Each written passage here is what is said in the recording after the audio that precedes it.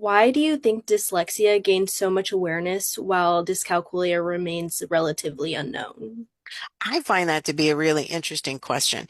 There are two main things that happened back in the 1930s and 1940s when this research was first being done.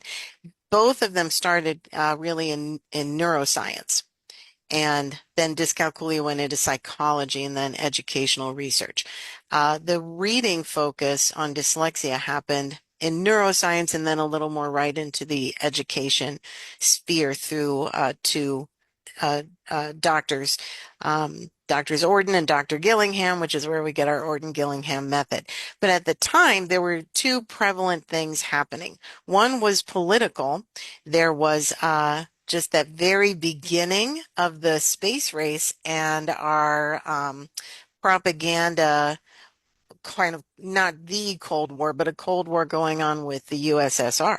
So there was a lot of propaganda at the time that said things like, little Ivan can read, can little Johnny?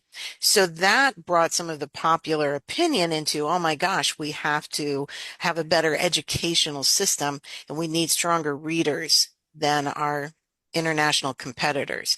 And the second thing that happened, which we're still getting rid of, is the idea that you are either inherently good at math or inherently bad at math, and that it is tied to your effort. If you want to get better at math, you just have to practice. And you're going to practice more if you're a girl or if you're not Asian. That was a lot of the bias that came with math education. Now we know all of that is completely wrong and has nothing to do with math identity, but it is still taking a while. And a lot of our teachers are still holding on to some of those old biases.